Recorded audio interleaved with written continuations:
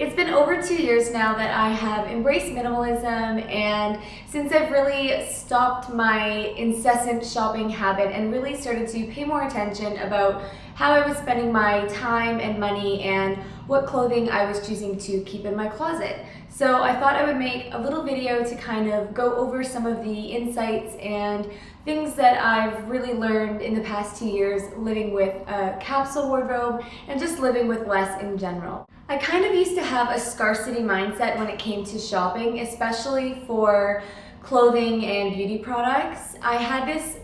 idea in my mind that if I saw something I liked, I had to buy it right then and there, and if it was on sale, I would buy multiples, or if I really liked it, I thought that I should get, one of a few different colors or stock up on things. And I did this with many different types of things. I did it with makeup, with hair products, with clothing, shoes, accessories, and as you can imagine, things really started to pile up. I was spending a lot of money on things that were really going unused, unworn, and just I didn't even realize I owned it half of the time because it would end up shoved in the back of a closet, or with nail polishes, they would get hard after a year or two, and just it was very wasteful and unnecessary. So it's something that I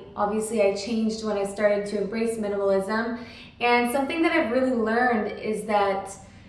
there will always be something beautiful to buy. I can go into a clothing store now and see a dress and say, that's a great dress, it's really beautiful. If I don't think I'm gonna wear it in the next 6 months, then I'm happy to just leave the dress in the store, not buy it, and know that when I come back in 6 months, if I actually do need a dress, there will be something else just as beautiful or even nicer. And I don't have that feeling, like that urge, like I have to purchase it now. Learning to be more particular about what I buy and being okay with the fact that I can go out for a shopping trip and look at things, and if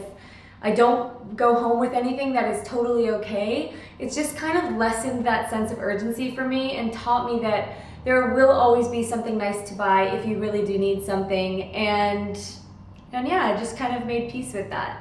The next thing I've noticed is that people really aren't paying attention to what you're wearing as much as you think they might be. They're not paying attention to how many different lipstick colors you have, or how often you change your nail polish color, or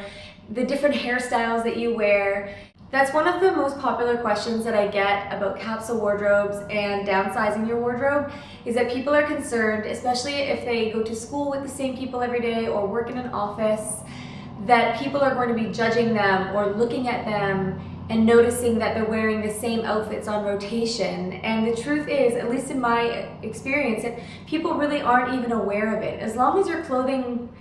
feels good to you and you like to wear it and it's clean and you look presentable, I don't think people are actually judging you as much as you might think they would be. And most of the time they probably won't even be aware that you're wearing the same jeans twice in a week, or that you only have 2 different colors of lipstick. That's something that is just your own personal choice, and maybe to you in your mind, if you're used to having 10 times the amount of makeup, hair products, and clothing, that you are very aware of it, and because you're making a change and downsizing, it's something that you're personally noticing about yourself, but the odds are other people won't be noticing it. So if you're concerned about that, I recommend just trying out like a little mini capsule wardrobe for a week or for 2 weeks, and